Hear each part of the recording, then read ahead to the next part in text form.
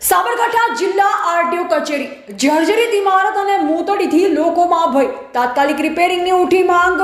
સાબરકાંઠા અને અરવલ્લી જિલ્લાના હજારો અરજદારો માટે લાયસન્સ અને અન્ય કાર્યો માટેનું એકમાત્ર કેન્દ્ર એવી સાબરકાંઠા આરટીઓ કચેરીની હાલત અત્યંત જર્જરિત બની ગઈ છે।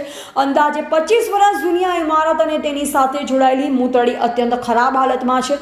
મોતડીના પોપડા ખરવાના કારણે લોકોમાં ભય અને ફફડાટ ફેલાયો છે અને એક મોટી દુર્ઘટનાનો ભય તોડાઈ રહ્યો છે। જ્યારે સમસ્યાની ગંભીરતાની વાત કરવામાં આવે તો આ જર્જરિત ઇમારત આરટીઓ કચેરીની ઇમારત એટલી જૂની અને ખરાબ થઈ ગઈ છે કે તેના પોપડા અવારનવાર ખરતા રહે છે। મોતડીની હાલત પણ એવી જ છે, જ્યાં પોપડા ખરવાથી અરજદારો ભયભીત છે।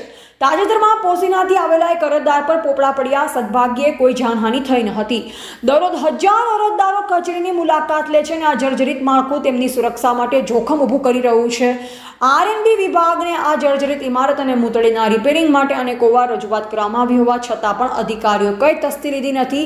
ત્યારે આ ઇમારત અને મોતડી તાત્કાલિક રિપેરિંગ કરવાની ઉગ્ર માંગ કરવામાં આવી છે।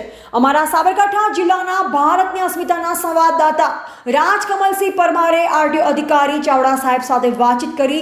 ચાવડા સાહેબે જણાવ્યું કે અમે આ બાબતે તાત્કાલિક ધોરણે આરએનબી અધિકારીઓને બિલ્ડિંગ અને મોતડીના રિપેરિંગ માટે લેખિતમાં જાણ કરી છે, પરંતુ જો કોઈ મોટી દુર્ઘટના સર્જાય તે પહેલા બિલ્ડિંગ સહિત મોતડીનું તાત્કાલિક રિપેરિંગ કરવાની ઉગ્ર માંગ ઉઠી છે। સાબરકાંઠા અને અરવલ્લી જિલ્લાના લોકોની સલામતી માટે તંત્ર વહેલી તકે આ સમસ્યાનું નિરાકરણ લાવે તે અત્યંત જરૂરી છે।